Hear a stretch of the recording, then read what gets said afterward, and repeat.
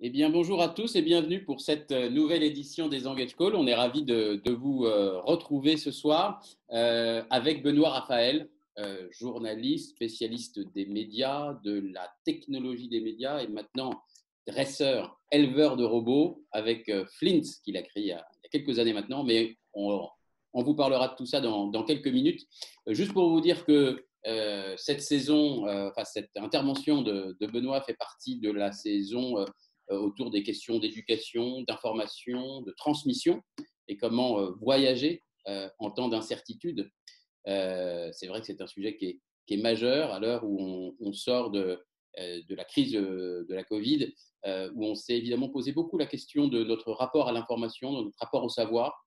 Donc on est ravis d'accueillir Benoît Raphaël pour nous parler de ce sujet qui nous semble fondamentale. Juste pour vous dire que, évidemment, après, nous aurons un temps d'intelligence collective, comme d'habitude. Laura et Laetitia pourront vous envoyer les liens pour vous connecter. Et puis, qu'on pourra se retrouver sur la plateforme Engage Call pour continuer les discussions et les idées, les projets, les émergences de projets qui seront apparus pendant cette deuxième heure à partir de 19h. Voilà, la première demi-heure, je pose des questions à Benoît. Vous pouvez commencer à poser vos questions, évidemment, avec le petit logo conversé au centre. Et puis, à partir de 18h30, eh bien, levez la main pour poser directement vos questions à notre intervenant. Benoît, je t'ai présenté comme étant un journaliste, avant tout, un spécialiste des médias. Tu as lancé de nombreux médias. Euh, Web, écrit, et notamment dans l'univers de la technologie. Et puis, il y a quelques années, tu t'es lancé dans l'intelligence artificielle, dans le lien entre intelligence artificielle et médias. Je pense que tu as une grande, on va dire, intuition à l'époque. On va rentrer tout de suite dans le cœur du sujet. Et j'ai une question qui me brûle les lèvres, c'est qu'est-ce que les 3 derniers mois t'ont appris à toi en tant qu'individu, personnellement? Qu'est-ce que ça t'a appris? Euh, Personnellement, moi, le mot que je retiendrai, c'est celui de l'incertitude. C'est-à-dire qu'on est rentré dans un monde où, en fait, notamment pour moi qui travaille beaucoup sur les algorithmes, notamment, on a l'impression que tout est prévisible et tout peut être mis en algorithme. On est rentré dans un monde où on ne sait pas du tout ce qui va se passer dans quelques mois. Et ça crée une espèce, comme si un grand silence s'était mis comme ça au-dessus du monde. Là, c'est assez étrange. Et en même temps, on voit aujourd'hui beaucoup de chaos en même temps. Donc, c'est le mot que je retiendrai de cette période-là. D'accord. Et Après, ouais, vas-y, je t'en prie.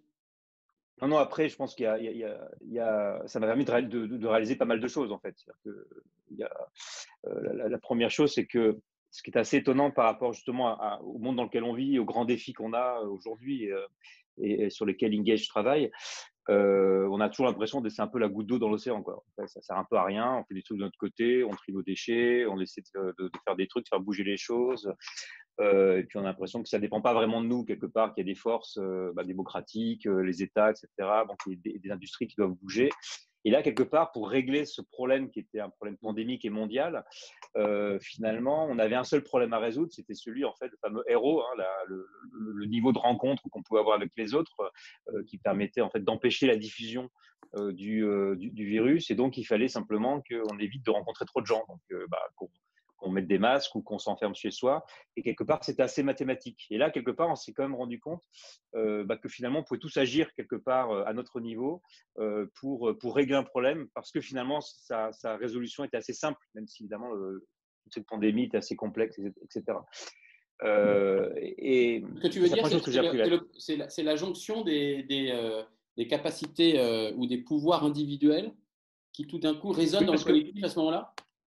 Oui, parce que finalement, la complexité du monde à laquelle on doit faire face pour régler les problèmes, là, elle se résumait quelque part à une problématique statistique. C'est-à-dire qu'en fait, si on était tous, ou au moins si tant de la population rencontrait moins de gens, passait de 50 contacts quotidiens à 4, par exemple, et bien du coup, on faisait baisser Mm. la propagation du virus. Donc ça, c'est un problème assez simple, en fait, quelque part, même si le virus est complexe et que tout le reste est Mm. compliqué.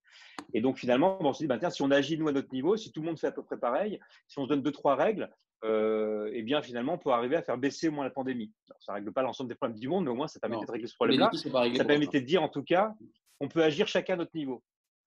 Mais pour ça, le problème, là, on s'est retrouvé complètement désemparé, c'est que, OK, on peut agir à notre niveau, mais pour ça, il faut avoir les bonnes infos, quoi.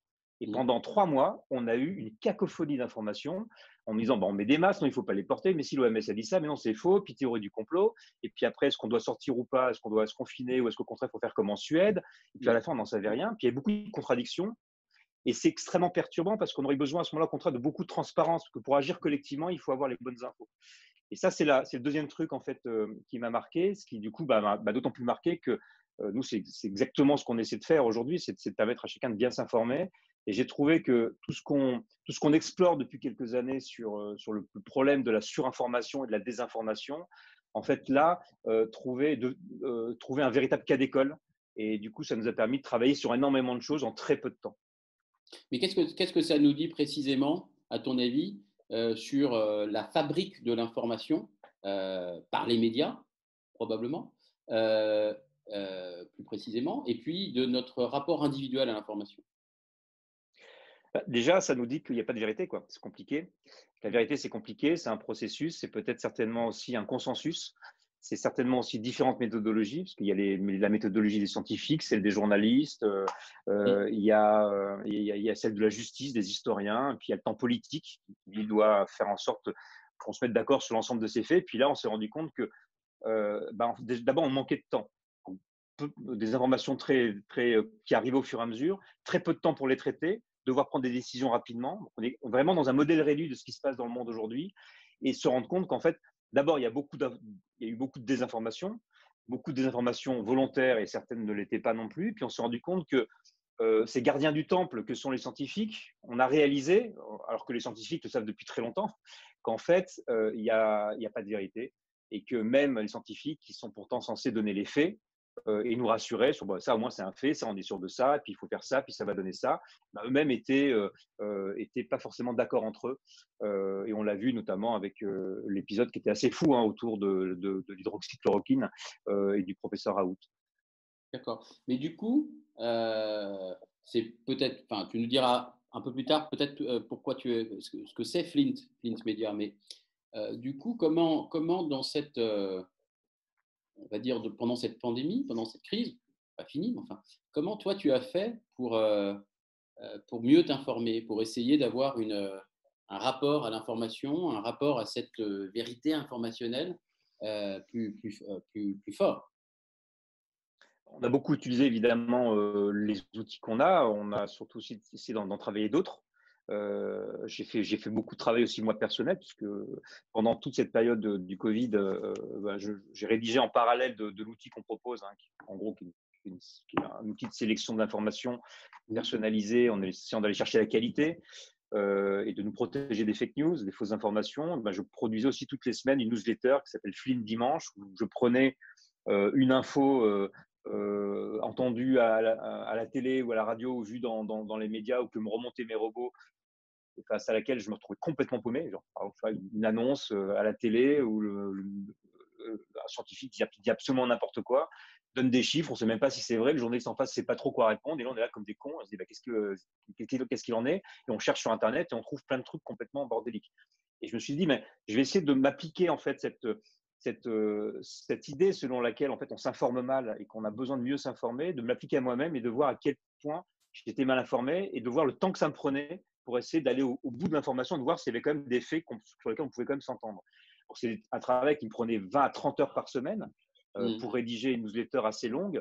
Et ça m'a fait réaliser énormément de choses. Effectivement, il n'y a pas de vérité, mais il y a comme des choses sur lesquelles on peut se mettre d'accord, un certain nombre de faits, des données par exemple.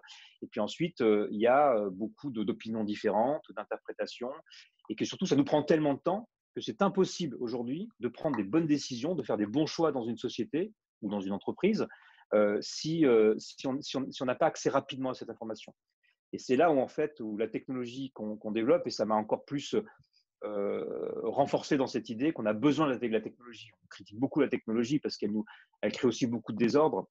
On la maîtrise mal aussi souvent, on la connaît mal, mais elle nous permet aussi de gagner beaucoup de temps. Et dans ce monde qui est très complexe, l'intelligence artificielle notamment, qui est la principale technologie qu'on utilise, nous permet de filtrer, de récupérer l'information, de le faire beaucoup plus vite et de gagner du temps pour ensuite faire ce travail qui est essentiel, parce que ça ne suffit pas la technologie, qui est celui de l'humain, c'est-à-dire d'analyser, de réfléchir, de contrôler, de vérifier, etc. Donc, c'est ce double travail en fait de la technologie et de l'humain, c'est-à-dire que la technologie n'étant pas une fin en soi, mais plutôt un outil qu'on doit utiliser pour mieux s'informer.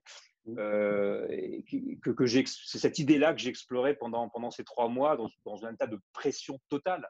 Parce qu'en plus, on était en train de lever des fonds et en même temps, il y avait cette angoisse quand même permanente de la pandémie.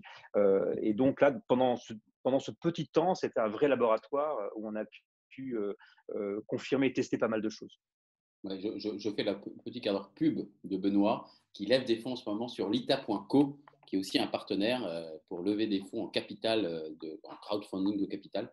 Donc allez-y et investissez dans Flint, qui est un projet magnifique et je crois très utile pour notre société. Mais alors, du coup, je termine la page publicitaire. Et du coup, cher Benoît, est-ce que tu peux nous dire plus en détail aujourd'hui à quoi sert Flint et comment moi je peux l'utiliser en tant qu'individu? En gros, le principe de Fleet, hein, c'est une plateforme, ce sont des outils technologiques, c'est un média technologique qui permet de mieux s'informer. Et mieux s'informer pour prendre des meilleures décisions, faire des meilleurs choix. Si on n'a pas la bonne information au bon moment, c'est difficile de faire des choix. Il faut d'abord s'entendre sur les faits avant de commencer à débattre, hein. Le temps du politique vient après quand même cette recherche d'informations.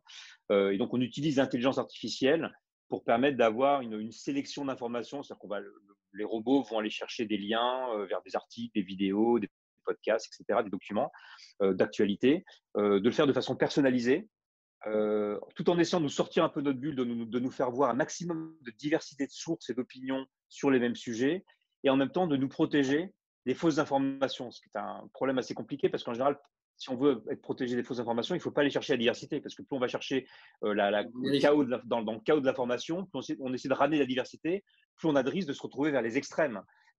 Et donc, tout l'enjeu pendant ces 3 dernières années, c'était d'éduquer nos robots de façon collaborative, donc en faisant appel à l'intelligence collective, c'est-à-dire que l'ensemble des utilisateurs peuvent aussi entraîner leurs robots. On a beaucoup d'échanges aussi avec eux, de façon à pouvoir arriver aujourd'hui, c'est ce qu'on a aujourd'hui, on a plutôt un bel outil qui est capable de nous offrir déjà ces deux éléments, c'est-à-dire qu'à la fois la diversité, la personnalisation et de nous éviter les pièges des fausses informations, de la désinformation.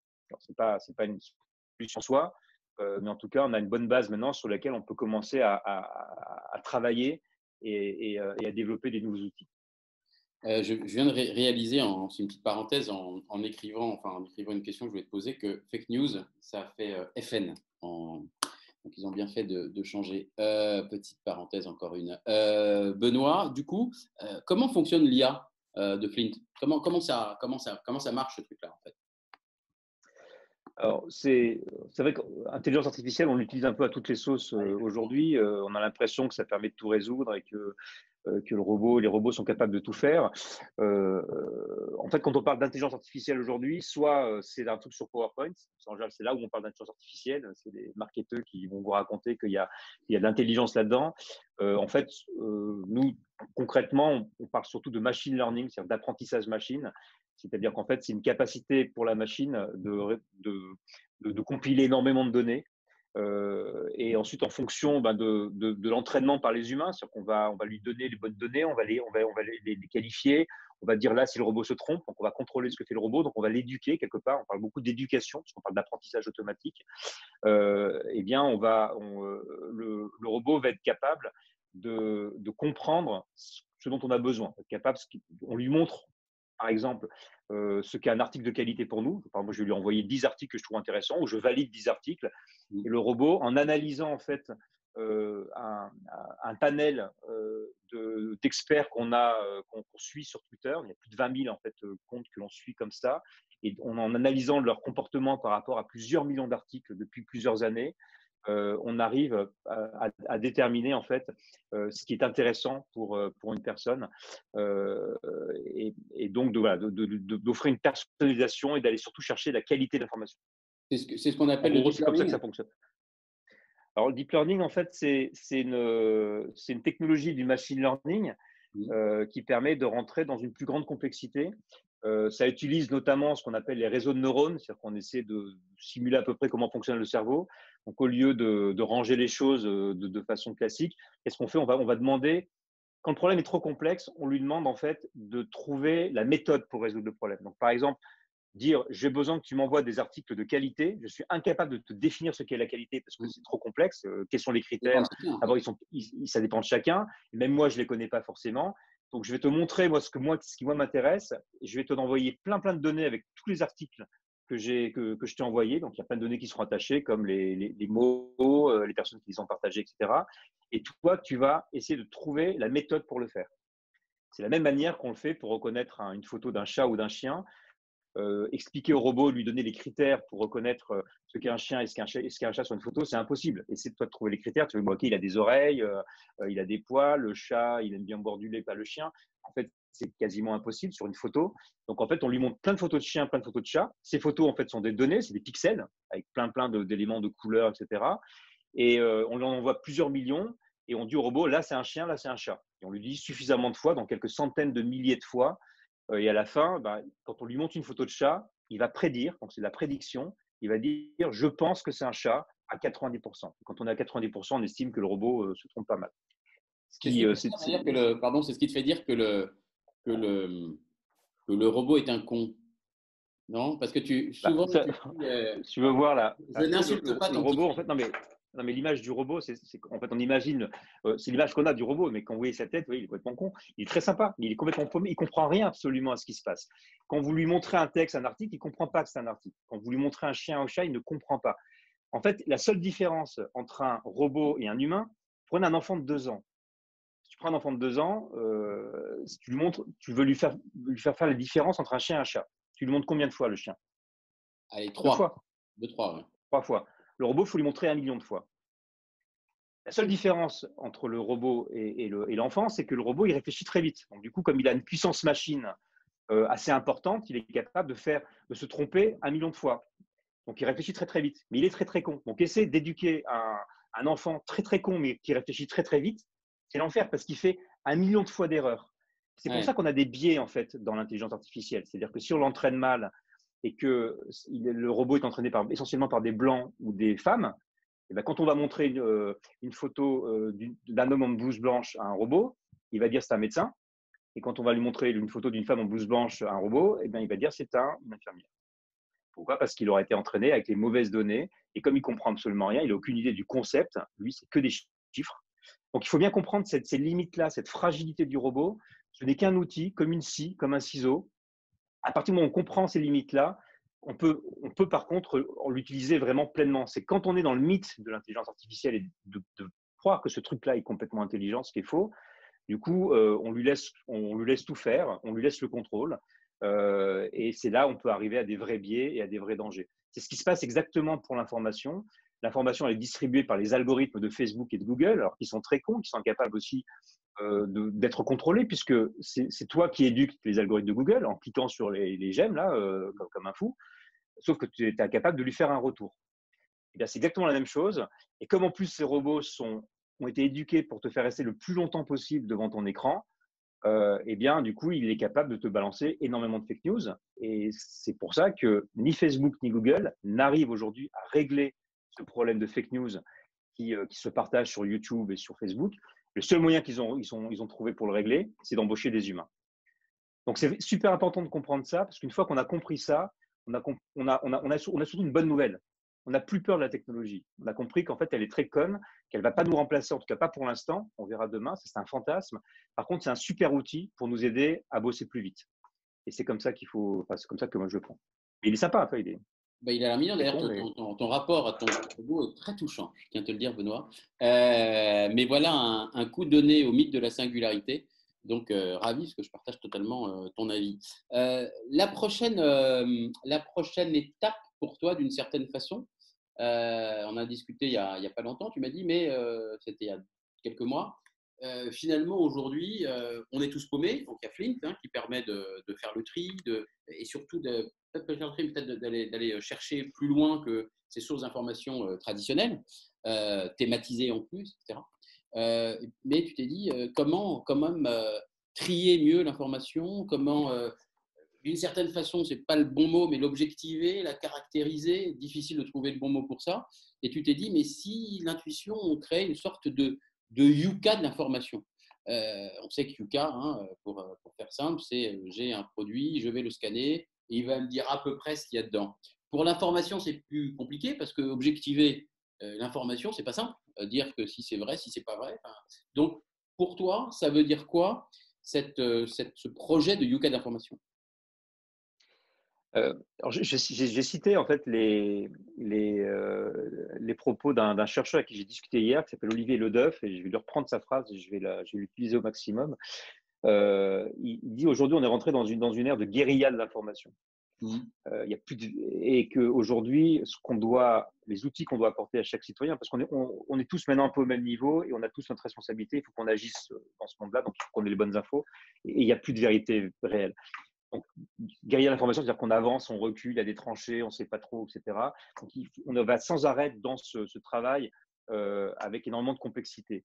Et donc, aujourd'hui, il faut donner les outils à chacun, non plus pour déterminer la vérité ou le mensonge, mais pour pouvoir interpréter en fait l'information qu'il a devant lui. C'est plus dire ça c'est vrai, ça c'est faux. Donc le fact-checking est important pour nous aider à réfléchir.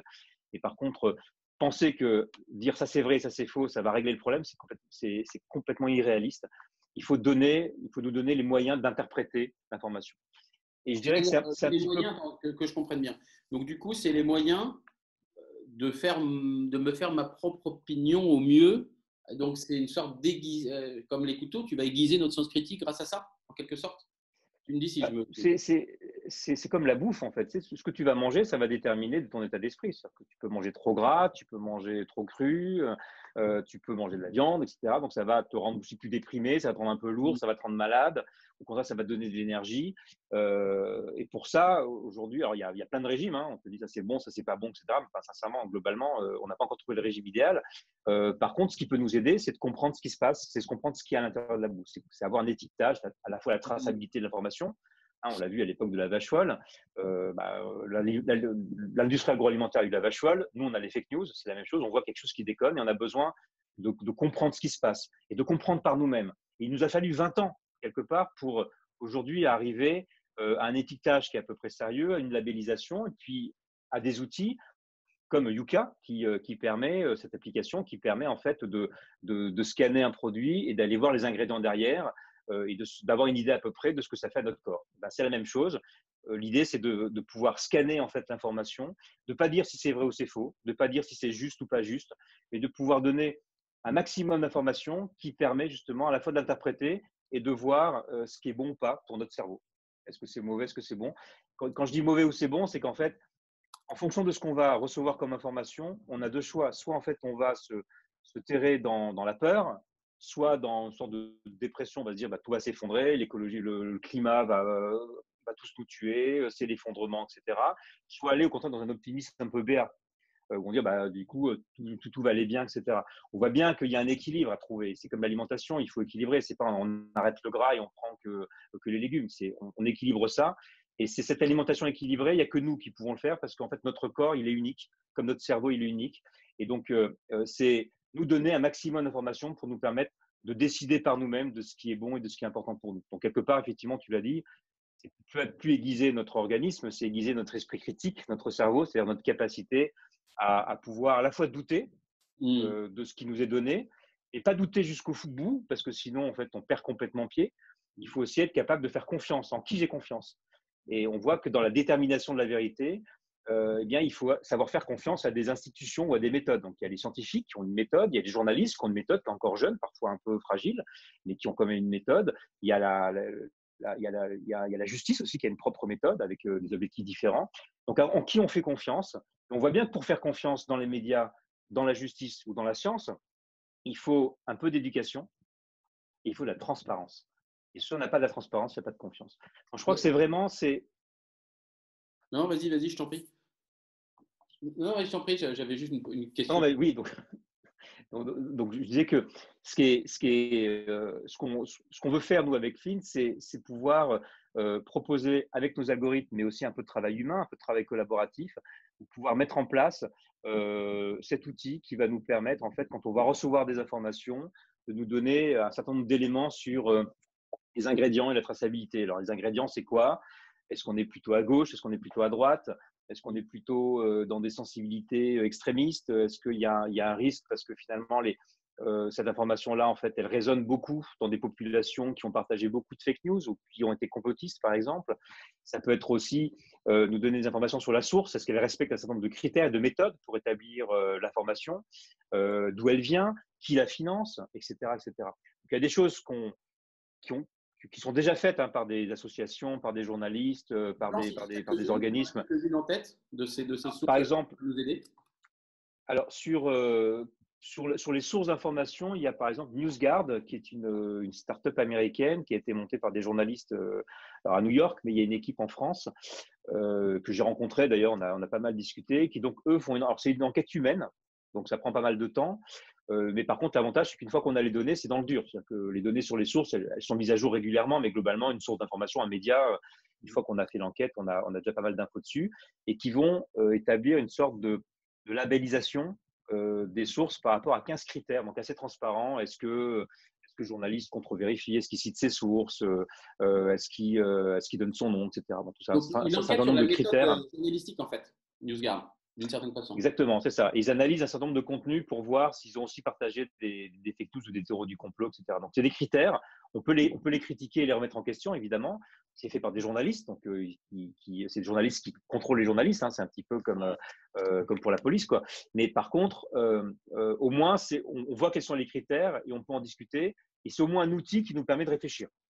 Il y a aussi une start-up qui j'ai discuté il y a 2 jours qui s'appelle Trusted Out et qui, elle, travaille sur un algorithme sémantique qui analyse le discours des articles et qui essaie de déterminer, en fait, par exemple, est-ce qu'on est sur un discours religieux et plus chrétien, plus musulman, etc. Ou est-ce qu'on est, par exemple, sur un truc plus à gauche, plus à droite, etc. Est-ce qu'on est sur un langage qui s'apparente à celle des théories du complot? Alors, je trouve ça vachement intéressant. Ce qu'ils font, c'est une approche assez différente, assez opposée à la nôtre, mais qui justement est complémentaire. Nous, on a fait beaucoup de sémantique avec Flint avant. On a un peu abandonné cette partie-là parce que la sémantique, c'est très trompeur aussi. Parce qu'on peut faire dire un peu tout et n'importe quoi aux mots.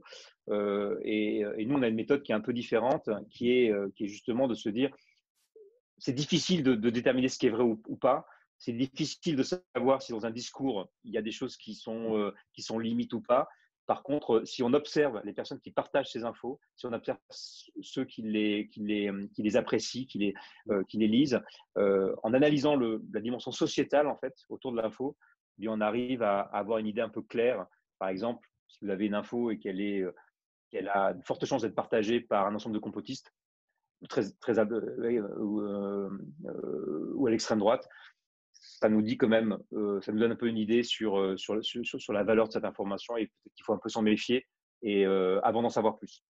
Donc, toi, ça veut dire que pour l'instant, même si le projet de Yuka de l'information évolue encore, est à sa phase encore de recherche en quelque sorte, comment tu vas vraiment très simplement, comment tu peux nous expliquer comment tu vas essayer de caractériser une info, un article qui est posé ou qui est posté? Alors, ce qu'on essaie de regarder, c'est si avec nos algorithmes, on arrive à avoir un étiquetage, on va dire, algorithmique de l'information. Ce qu'on veut, c'est que quand Flint va envoyer des liens vers des articles intéressants sur sa newsletter, donc par newsletter, on va pouvoir cliquer quelque part sur un bouton qui nous dit, ben, tiens, allez regarder l'étiquette de l'info.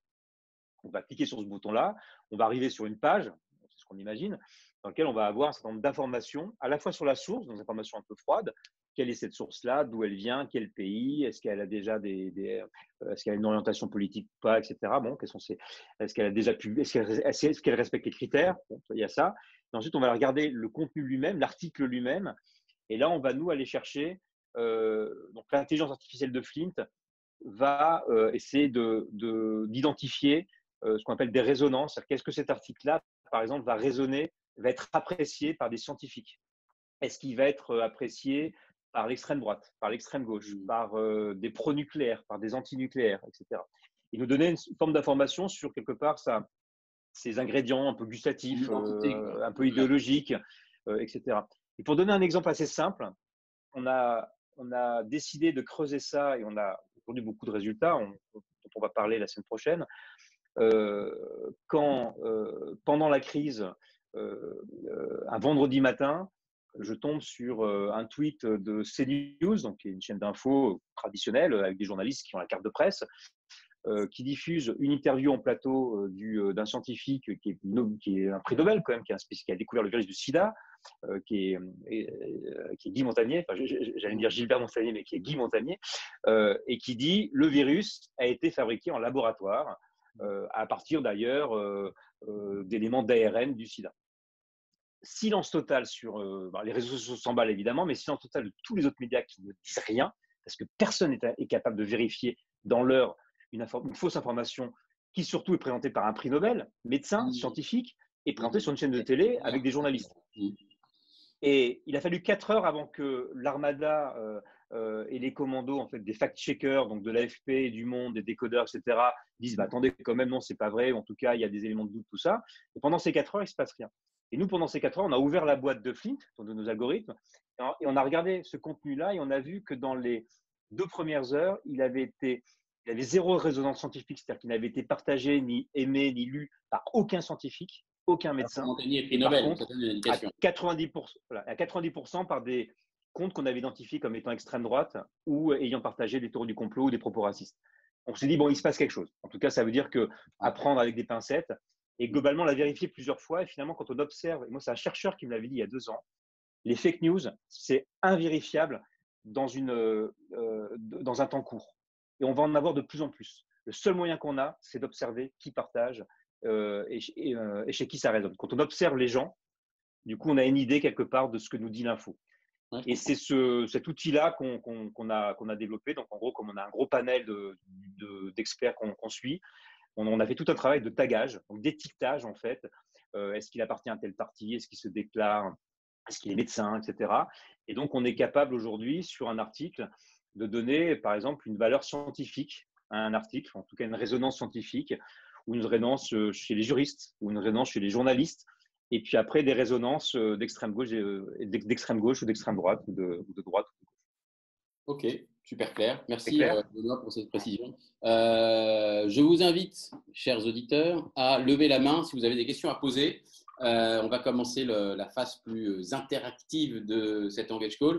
Je voudrais du coup te poser une question qui est sortie par Antoine Rabin. Ah bah, qui pose la question. Bah, pose-la Antoine, voilà, parce que tu lèves la main. C'est plus simple. Je crois que c'est à propos du Lancet, probablement, si c'était la question que tu voulais toujours poser. Laura, est-ce que la gentillesse d'ouvrir la parole à… Voilà. Nous t'écoutons, Antoine. Je t'en prie. Mais ouvre ton micro. Ouvrir le son. Voilà. C'est bon? Non, on t'entend pas, Antoine. Il faut que tu mettes le son. Voilà. Voilà, c'est bon. Voilà. Bon? Parfait. Oui, absolument. Oui, c'est bon? Vas-y, Antoine. Bonjour à tous, merci pour l'intervention. En fait, c'était pour poser une seconde question qui était juste sur ce que Benoît venait de dire. Tu m'autorises à poser d'abord la seconde? Mais bien sûr, Antoine. Sur cet argumentaire que vous développez sur le big data et le fait d'observer comme ça sur un temps court les tweets, les retweets, les dispatching et de pouvoir se faire une idée sur la véracité d'une news, comment on peut faire la différence entre ce que j'appelle le fait et l'opinion, qui est quand même, je trouve, 2 éléments très structurants à différencier dans les informations qu'on peut recevoir. Et j'ai l'impression que dans cette analyse de données là sur un temps court, ça va être compliqué de faire cette distinction entre ces 2 éléments très structurants de la qualité de l'information. Oui, ça me fait penser d'ailleurs à l'extrait qu'on avait hier soir, Benoît, sur François Langlais, son intervention sur la Convention citoyenne sur le climat, qui m'a sorti de mes gonds, qui était un éditorial totalement, je ne sais pas comment le qualifier, gras et lourd, et non pas du tout un travail de journaliste. Benoît, pour répondre à cette question centrale, en fait. Oui, c'est une vraie question, le fait et l'opinion. C'est qu'en France, on a tendance, notamment dans les médias, à mélanger les faits et les opinions, ce qui est un peu moins le cas aux États-Unis. En fait, je ne suis pas certain qu'un algorithme soit capable de déterminer ce qui est un fait et ce qui est une opinion. Il faudrait d'abord aussi faire la différence entre un fait et une information. En fait, là c'est plutôt un travail humain, je pense. C'est aussi pas mal un travail collaboratif. Par contre, ce dont on se rend compte, c'est que sur une information, prenons par exemple les informations plus récentes là, sur les violences policières. Est-ce que les policiers sont racistes? Est-ce qu'il y a un racisme systémique? Alors, parlons des États-Unis, parce qu'il y a plus de données sur les États-Unis. En France, c'est un peu plus complexe. Mais j'ai fait le travail sur les deux. Donc, aux États-Unis, est-ce qu'il y a racisme systémique chez les policiers. Alors, c'est quoi les faits? Alors, il y a eu George Floyd, donc c'est un fait pour vous, parce que c'est filmé. Bon, là, on est sur un fait brut. Après, on peut le contextualiser, mais globalement, il ne s'est pas cassé quelque chose. Donc, d'où d'ailleurs l'explosion à ce moment-là. Et ensuite, est-ce qu'il y a un racisme systémique? Donc, il y a des témoignages, etc. Et ensuite, il y a des données. Donc là, le travail d'aller compiler les données, alors il peut être aidé par l'intelligence artificielle, il peut être aidé par les robots, par la technologie. Moi, je me suis fait aider par mes robots pour aller trouver les bonnes données. Donc, comme j'étais perdu dans Google, notre moteur à nous, en fait, permet de faire remonter des choses beaucoup plus précises. Et ensuite, donc, j'ai fait un travail de journaliste, donc de data journaliste quelque part. Donc, c'est là où la technologie doit aider l'humain.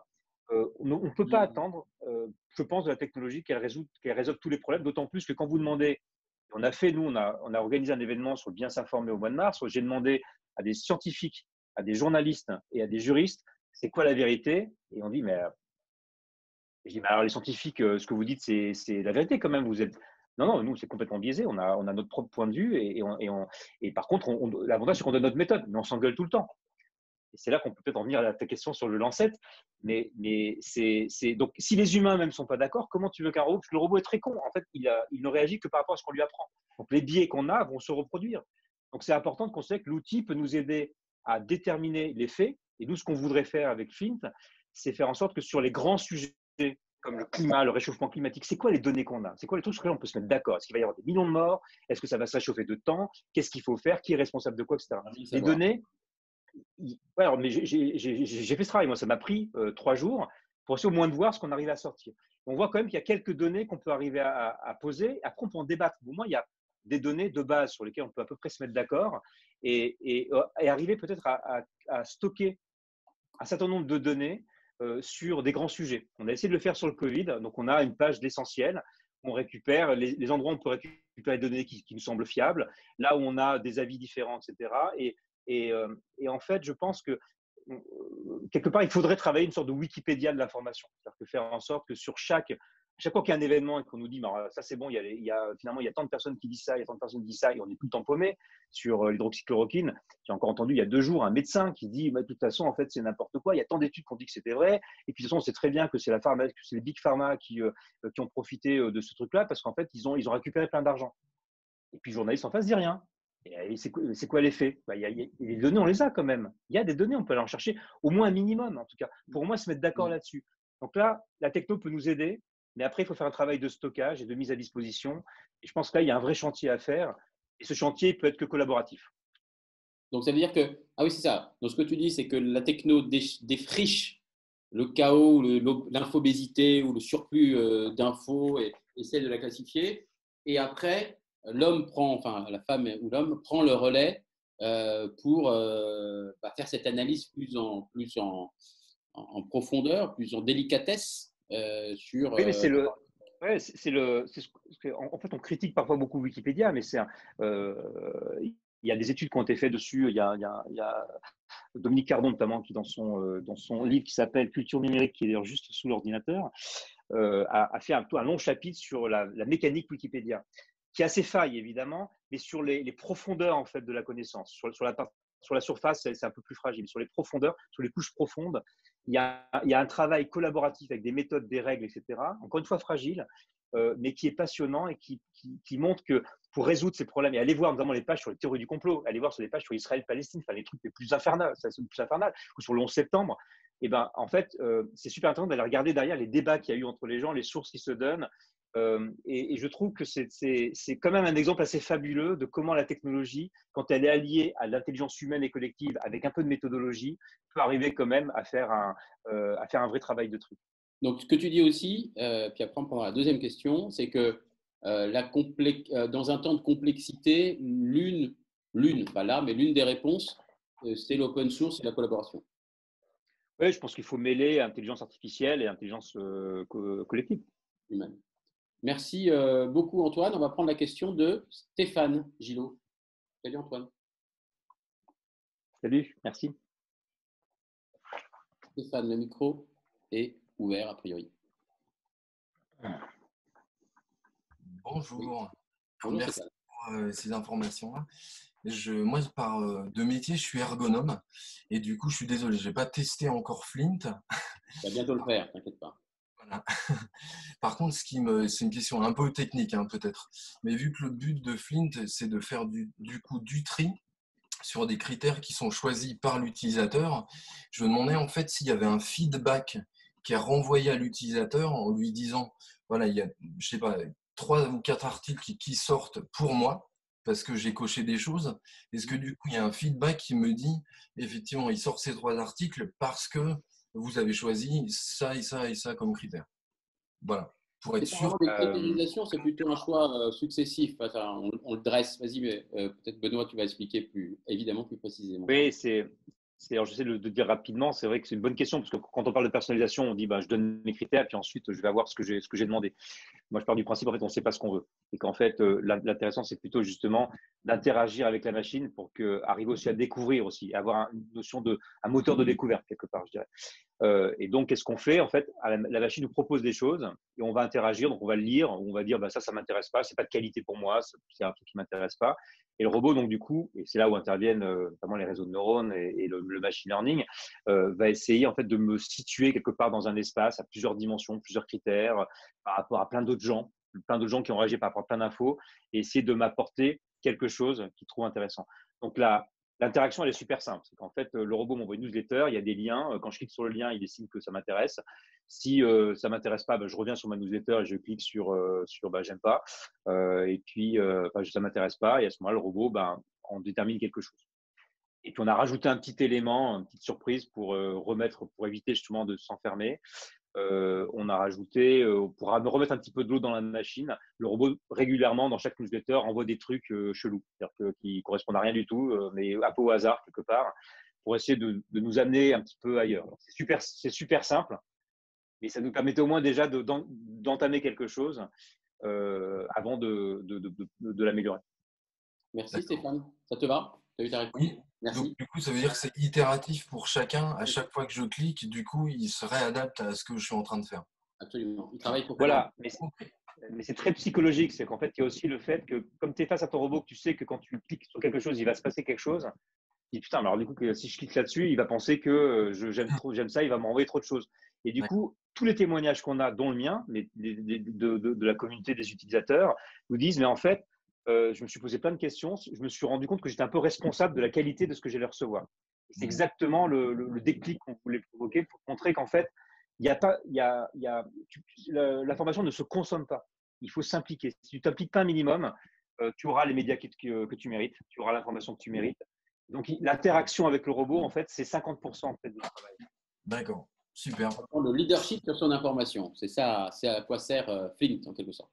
Merci Stéphane. N'hésitez pas à poser vos prochaines questions. J'en ai une qui me brûle les lèvres. Tout à l'heure, je voulais te la poser, j'ai pas pu. Tu as parlé de différentes méthodes, méthodes scientifiques, méthodes journalistiques, méthodes politiques, méthodes juridiques. Méthode juridique, il n'y a pas de méthode politique. La Ouais. politique, c'est ce que dit d'ailleurs dans un article du New York Times, Yuval Noah Harari, l'historien, il dit sur l'établissement des faits, c'est le rôle des institutions qui sont là pour le faire, donc le juridique, les médias, les scientifiques, etc., donc qui ont leur propre organisme de contrôle, leur indépendance. Le politique, ça n'a aucun rapport avec la vérité. Le politique, c'est un choix. Alors, on débat de ça, mais la politique, c'est un choix qui peut être émotionnel par rapport à mes valeurs, par rapport à mon émotion aussi, par rapport à ma vision, ma philosophie. Mais le politique n'est pas là pour déterminer la vérité et les faits. Parce que quand le politique commence à déterminer la vérité et les faits, ça devient une dictature. Oui, absolument. Pardon, excuse-moi. On va prendre la question de Maïlis. Je regardais les questions là, qui arrivaient en parallèle. Maïlis, le micro est ouvert. Bonjour Maïlis. Bonjour à tous les deux et merci pour cette présentation. Je reviens sur, si j'ai bien compris, l'élément où vous expliquiez que pour qualifier, valider, j'entends que c'est bien pas le terme qu'on utilise dans ça, qualifier ou trier l'information, vous allez voir les personnes qui l'ont republié, suivi, notamment s'ils sont plutôt à tendance complotiste, extrême droite, etc. Moi, ça m'interroge sur comment en fait on qualifie ces gens-là. Est-ce que si dans le système dont on parle là, on les qualifie de complotistes ou extrême droite, est-ce qu'il ne faut pas la même chose pour nous en nous qualifiant de bobos écolo révolutionnaires? Et du coup, comment on peut s'assurer qu'avec le système que vous proposez, on ne va pas juste avoir l'information qu'on a envie d'écouter, et rester enfermé dans notre groupe socio-professionnel ou notre groupe de croyances? Très bonne question. Mon cher Benoît, bobo écolo révolutionnaire, ce que tu as dit, Maël. Voilà. Non, il y a plein de choses intéressantes dans cette question-là, ce qui montre d'ailleurs en fait que l'information, c'est pas un produit en fait, donc faut rien promettre. Là, ce qu'on est en train de faire, l'outil qu'on met en place, on le fait d'abord de façon collaborative. On a utilisé un système d'étiquetage en expliquant comment on l'a fait et comment on le fait de façon à pas ficher les gens, justement, d'avoir un outil qui soit plutôt statistique. Et on va le mettre à disposition de chacun pour qu'on se mette bien d'accord sur l'étiquetage. Il faut qu'on est d'accord là-dessus. Après, les robots font leurs algorithmes et on peut débattre, mais en tout cas, au moins, on se met d'accord là-dessus. Et encore une fois, on s'est rendu compte là, dans nos essais, que des fois, ça donne de mauvaises informations, ça ne donne pas un bon éclairage. Donc, il faut qu'on regarde. Donc, en fait, l'important, c'est la transparence, je pense, et de montrer et de donner la méthode. Et encore une fois, le but du jeu, à la fin, c'est de développer notre esprit critique. C'est pas de nous donner la bonne information, la vérité c'est vraiment de développer notre esprit critique. Donc, c'est aussi une interaction. Donc, c'est un projet qui est à la fois collaboratif et à la fois technologique. Ensuite, sur l'étiquetage, comment est-ce qu'on détermine qui est complotiste ou pas? Moi, je ne détermine pas. Ce qu'on fait, en fait, c'est qu'on a… On t'a perdu un petit moment, Benoît. Je disais… voilà. Tu m'entends? Oui, on t'avait perdu. Voilà, tu peux recommencer. D'accord. Donc, je disais qu'en fait, sur comment est-ce qu'on va déterminer si quelqu'un est bobo écolo ou pas que ça. D'abord, c'est un cliché. Donc, je ne sais pas si tu es bobo écolo, si moi je le suis. Je ne sais pas si quelqu'un est complotiste ou pas. On l'est tous un petit peu, quelque part. Il y a certainement plein de gens parmi vous qui ont, à mon avis, effleuré une théorie du complot. Bill Gates, par exemple, quand on l'entend souvent. Bon. Donc, en fait, je dirais quelque part, on est tous un peu fragiles par rapport à tout ça. En fait, ce qu'on a fait, c'est que… Mais je pas trop rentrer trop dans la technique parce que on va essayer de l'expliquer mieux la semaine prochaine en mettant en place en montrant tous les outils qu'on a. Et en gros, on a 20 à 30 000 personnes dont on analyse le comportement sur Twitter depuis 5 ans, sur des millions d'articles. Tout ça, en fait, on les analyse sur non pas des critères qualitatifs, mais sur des critères mathématiques. Donc, en gros, sur entre 100 et 300 critères. Et le robot ne fait que et le robot donc analyse ça. Donc en fait, c'est une analyse statistique. On n'a pas de données personnelles. En fait, on fait des vectorisations pour essayer de dire voilà, cette personne-là, par rapport à ce contenu-là, elle se situe à tel endroit sur la base de ces 100 critères, c'est-à-dire en fait ces 100 neurones. On parle de réseau de neurones, en gros pour simplifier à peu près. Donc, sur ces 30 000 personnes, qu'est-ce qu'on va faire? On se dit, on va essayer de leur donner des étiquettes. Alors, les étiquettes, on ne peut pas nous les donner nous, parce que moi, je ne sais pas et puis je n'ai pas à savoir si telle personne a telle ou telle opinion. Par contre, on allait regarder tous ceux qui sont responsables, qui se déclarent sur Twitter, je suis président de ce parti-là, je suis responsable de ce think tank, je suis dirigeant de cette association, etc. Donc, on ne prend pas les militants, parce qu'en fait, c'est trop compliqué dans la tête. On prend uniquement les gens qui se déclarent comme étant en responsabilité par rapport à ça. Une fois qu'on a ça, on a aussi de toute façon une analyse de leur écosystème. Et en fait, c'est avec à peu près 20 personnes analysées dans chaque partie, dans chaque lobby. On a analysé aussi le lobby du lait, le lobby de la viande, etc. Dans chaque ONG, association, dans chaque syndicat. Et bien du coup, on arrive à avoir des éléments statistiques assez précis parce qu'on a aussi toutes ces données-là qu'on a accumulées depuis des années. En fait. Donc, c'est un peu ce travail qu'on fait. On étiquette sur des choses, sur du déclaratif uniquement. Et ensuite, on rajoute à chaque organisme, donc pas à chaque individu, à chaque organisme, des étiquettes d'opinions et de courants qui sont des opinions et des courants déclarés. Par exemple, le nouveau parti anticapitaliste, il est déclaré marxiste révolutionnaire. Donc, lui, il veut la révolution. Le Parti communiste, il est marxiste, réformiste. Il ne veut pas la révolution, il veut réformer. C'est pas pareil, c'est deux opinions.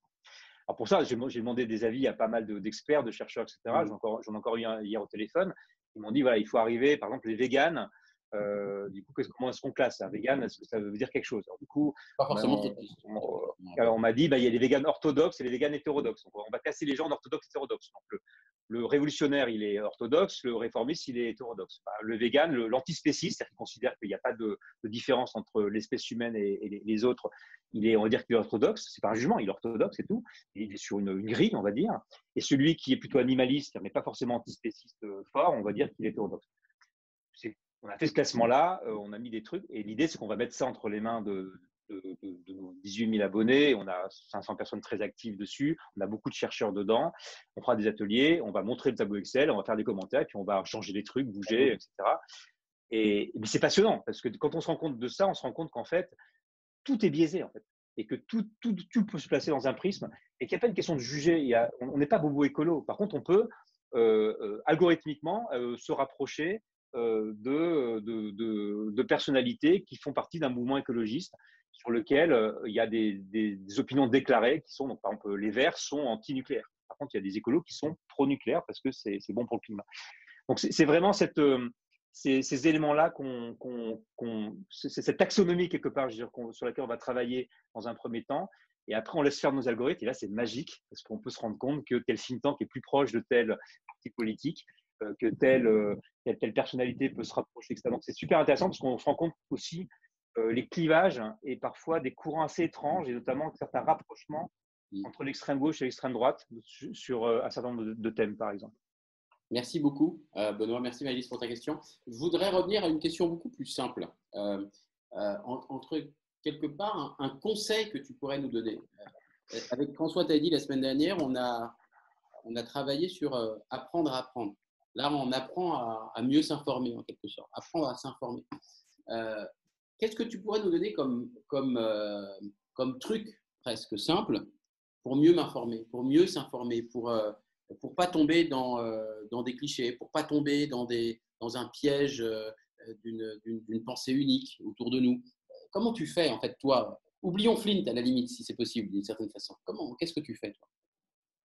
Alors, moi, je suis un praticien, donc en fait, je ne suis pas un scientifique et je pense qu'il manque encore une science du bien s'informer, même s'il y a les médiologues, il y a des sociologues qui travaillent aussi sur le théorie du complot, mais je pense que comment est-ce que nous, en tant que citoyens, décideurs, on s'informe bien, c'est un truc que j'explore sur moi-même, avec nos outils aussi et avec la communauté depuis 3 ans, mais surtout depuis 1 an vraiment, où je me pose la question. Donc, c'est encore une question qui est ouverte et j'aimerais pouvoir arriver à une sorte de guide, quelque part, pour nous aider au moins à prendre des décisions face à ce chaos de l'info, dans cette guérilla de l'info dont on parlait tout à l'heure. Et en fait, il y a un seul conseil que je peux donner, le plus simple, celui que j'ai à peu près, peut déjà se donner une méthode, c'est si on tombe, par exemple, vous tombez sur un article qui balance un truc un peu fou, ou en tout cas qui est à peu près scandaleux, qui dit justement, je sais pas, que Bill Gates va mettre un vaccin sous la peau des gens, etc. Je ne dis pas que c'est vrai ou c'est faux, j'en sais rien. Mais prenez l'article et vous regardez s'il y a des sources, si l'article est lié, s'il y a des liens vers des sources, des études, etc. S'il n'y a pas de source, considérez que c'est faux. Comme ça, au moins, vous gagnez du temps. Je ne dis pas que c'est vrai, mais en tout cas, quelque part, je dirais, si ce n'est pas prouvé, ce n'est pas la peine. Donc, c'est faux, comme ça, moins, voilà, vous écartez. Ensuite, vous allez regarder. Alors, s'il y a des sources, il faut regarder évidemment quelles sont ces sources, cela, etc. Mais avant ça, il faut regarder la source. Est-ce que la source, c'est un média qui respecte au moins un minimum un certain nombre de règles journalistiques, qu'on l'aime ou pas en tout cas. Et là, on peut utiliser voir NewsGuard. Voilà, donc la NewsGuard, c'est comme un bon outil qui permet d'avoir au moins une idée. Donc déjà, au moins, ça nous aide. Si c'est tout rouge, considérez que c'est faux. Au moins, on gagne du temps, sincèrement. Et si par contre c'est vert, on peut déjà avancer à la deuxième étape. À la troisième étape. Troisième étape, c'est les sources. Est-ce que les sources amènent vers quelque chose qui est fiable ou pas? Et là, on en vient à la question du Lancet, qui n'a pas été posée tout à l'heure. C'est-à-dire, en fait, si la source renvoie vers une étude sérieuse. Alors, les études, c'est compliqué parce qu'en fait, elles sont faites par des organismes scientifiques, par des revues scientifiques. Par exemple, les revues scientifiques, elles ont toutes des réputations. Donc, il y a des sites sur lesquels vous pouvez aller qui donnent en fait un classement réputationnel. Par exemple, The Lancet, ils sont classés 30e sur 30 000. Donc, forcément, ils sont vachement bons. La revue dans laquelle a publié le professeur Montagnier, c'est classé 10 millième, je crois. Enfin, c'est une revue qui est très peu reprise par les tiers. Donc déjà, si la revue elle est très très loin, considérez que globalement il y a un truc qui ne va pas. Donc ne perdez pas de temps. C'est juste une question de ne pas perdre de temps en fait. C'est pas prouvé. C'est pas la peine d'aller croire un truc qui n'est pas prouvé. Et par contre, il se trouve aussi effectivement que des fois les revues prestigieuses en fait placent des études qui ne sont pas valables. Et là, sur les études, il faut avoir un peu une idée de la méthodologie. Et par exemple, sur les études médicales, sur les études cliniques, il y a un truc qui est, effectivement, il faut que l'étude, pour analyser un vaccin, un médicament, il faut qu'elle soit en double aveugle et randomisée. Si elle ne l'est pas, ce n'est pas une étude clinique sérieuse. Donc, elle est observationnelle, donc elle est intéressante, mais elle ne prouve rien. Et en fait, il faut juste se poser la question, quel temps je vais perdre? Et pour terminer, pour bien comprendre ce que je dis, on peut tout imaginer. Et l'intelligence artificielle, par exemple, elle est capable d'écrire plein de choses. Et l'entreprise qui est la mieux armée aujourd'hui, la mieux financée, qui s'appelle OpenAI, qui sur l'intelligence artificielle, a créé une intelligence artificielle qui s'appelle GPT-2 ou 3, qui porte bien son nom, et qui en fait est capable, vous lui donnez un début de phrase, et elle est capable de vous inventer le reste de l'histoire. Mais elle est capable, avec une précision, l'étude machin, avec tel truc, tout est faux. Et elle le fait, comme elle a analysé des milliards d'articles, elle le fait avec une rapidité incroyable. Et c'est fascinant. Par contre, elle est incapable de dire la vérité. C'est très facile de mentir. C'est très facile de raconter n'importe quoi. Établir les faits, c'est beaucoup plus compliqué. C'est un travail intellectuel beaucoup plus complexe qui ne peut être que humain pour l'instant. Donc, en gros, la méthode, s'il n'y a pas de preuves, s'il n'y a pas les éléments que je vous ai donnés minimum, ne perdez pas de temps. Parce que c'est trop facile d'inventer n'importe quoi. Ok, donc je me sens déjà moins obèse en termes d'information depuis quelques minutes. Merci Benoît. Dernière question traditionnelle chez nous. Tes futurs désirables, c'est quoi? Dans quelle société tu as envie de vivre aujourd'hui et demain? Moi, c'est pas trop moi, j'essaie en fait de faire mon métier déjà. Donc, mon métier, c'est de permettre justement que demain, on puisse chacun pouvoir faire des choix éclairés en fait, et pouvoir arriver à un consensus et arrêter de perdre 95% de notre temps à nous engueuler sur les faits avant de prendre une décision. Donc déjà, au moins, si on arrivait à gagner ces 95% de temps, je pense qu'on réglerait plein de problèmes. J'ai pas la solution, j'en sais rien en fait, simplement parce que je connais pas tous les problèmes du monde en fait. Donc, comment je peux savoir ce qu'il faut faire? Donc par contre, je sais où je veux aller globalement. Je veux plus de paix comme tout le monde. Je veux que la planète, qu'on puisse vivre, qu'on soit dans la nature, qu'on s'aime les uns les autres, qu'on ait des familles, des copains, et qu'on arrête de dire que les blancs ils sont plus intelligents que les noirs. Enfin, toutes ces conneries quoi. Mais en fait, et je voudrais aussi que l'on puisse, nous en tant que citoyens, être un peu plus pris en considération. Parce qu'en fait, je ne supporte pas quand on parle des gens, on dit les gens c'est toujours les autres. Et en fait, on a bien vu avec la Convention citoyenne pour le climat qu'en fait, quand on prend des citoyens, qu'on leur apporte des informations, qu'on le met dans un process un petit peu ritualisé quelque part, et un petit peu comme dans un jury d'assises, on arrive à des décisions qui sont moins intéressantes en termes de légitimité, de confiance, et en tout cas, il y a beaucoup d'intelligence. Donc, on voit bien en fait que l'intelligence, elle n'est pas réservée aux élites. La connaissance, elle est de notre responsabilité parce qu'on est tous connectés maintenant aujourd'hui et Internet va accélérer les choses. Donc moi, mon futur désirable, c'est que on ait tous les outils pour pouvoir trier tout ça et prendre des bonnes décisions. Après, les solutions, on les trouvera. Mais déjà, avant de trouver des solutions, déjà, essayons de comprendre le problème. Ça, c'est bien plus ambitieux, des solutions. Puis, on ne sait pas s'il y en a une ou plusieurs, ou si elle est juste, etc. Dernier point, on t'a demandé une œuvre d'art qui illustre le temps. Enfin, voilà. Parle-nous de ça. Pourquoi avoir choisi… Allez, c'est Guernica, on révèle le secret. Pourquoi? J'étais super original, j'ai pris un tableau pas connu. Mais je ne suis pas historien de l'art et je vais pas faire d'analyse. Mais justement, ce qui est intéressant d'ailleurs, c'est que Picasso disait lui-même sur cette œuvre-là qu'en fait, c'est à chacun d'interpréter comme il voulait, que lui-même, l'artiste, n'avait pas forcément voulu poser des symboles précis qui devaient être interprétés de façon littérale. Il y avait une dimension d'interprétation. Ce que je trouve fort dans cette œuvre, c'est qu'elle a été réalisée sur un moment d'émotion. C'était après le bombardement de 1936, lors de la guerre civile, donc où le peuple a été bombardé. Forte émotion. Il fait énormément d'études. Il y a beaucoup de travail de fond au départ et ensuite il le réalise en très peu de temps, en quelques semaines. Et en fait, pour moi, ça montre à la fois la complexité, cette notion de guérilla de l'information dont je parlais. On a dit que ce tableau-là, en fait, il était noir ou blanc, il tranchait, il y avait la lumière et les ombres, etc. Et que finalement, il était assez binaire. Et en fait, moi, quand je suis allé… Vas-y, continue. Voilà, quand moi, je suis allé le voir, en fait, je suis tombé dessus à Madrid, par hasard, parce que je ne savais pas qu'il était dans ce musée. Je suis complètement con, mais bon, bref. Mais ça m'arrive souvent, donc je tombe dessus. Et je suis resté 1h30 devant, comme ça. Et à un moment donné, d'abord, j'ai trouvé d'une extrême complexité. Et à un moment donné, je ne sais pas si vous voyez, en fait, ce truc-là, en haut, là, il y a l'œil, là, avec l'ampoule. Et en fait, et derrière, il y a pas mal de noir, de trucs. Je me dis, mais en fait, il y a un truc derrière, quoi. Je n'arrivais pas à comprendre. Et en fait, en regardant, il y a les photos de Dora Maar qui a pris en photo en fait l'œuvre dans son évolution. Et en fait, au départ, derrière ça, en fait, Picasso a fait un soleil très fort et une main qui tient en fait des germes, comme des germes de blé. Quelque part, c'est un élément que j'ai trouvé assez positif. Alors que là, en fait, cette lumière-là, elle est très faible, hein, c'est un plafonnier, etc. Donc, on voit bien en fait la complexité de l'évolution, toutes les surcouches qu'il y a derrière, et le monde dans lequel on est et l'information dans laquelle on évolue, elle est faite de ces allers-retours en fait, et de ces surcouches. Et finalement, c'est pas l'auteur qui a la clé, c'est aussi notre propre interprétation et notre propre chemin dans ce tableau-là. Donc, c'est pour ça que je trouvais ça intéressant d'en parler ce soir. Très beau, très intéressant. Merci Benoît. Et c'est marrant parce que tu as choisi la même œuvre que Fabrice Bonifay qui était intervenu pour nous parler de la responsabilité des entreprises. Voilà, donc comme quoi. Donc on est super originaux, c'est bien. C'est pas ce que je voulais dire. C'est une œuvre majeure. Merci infiniment Benoît. Je répète que deux choses. Un, que Benoît est en levée de fonds pour Flint. Donc pour aller sur lita.co. C'est pas de la pub, mais voilà, j'adore Flint et je pense que c'est absolument nécessaire que des organisations comme Flint existent dans le monde actuel. Deuxièmement, Benoît travaille sur ce projet de Yuka de l'information et ce sera l'ambition du temps d'intelligence collective, c'est d'aider, de travailler nous-mêmes sur cette question-là, voir ce qu'on peut apporter à Benoît comme idée sur cette question-là. Et on va le faire tout de suite. Donc, vous avez le lien qu'a partagé Laura et Laetitia, le lien Zoom.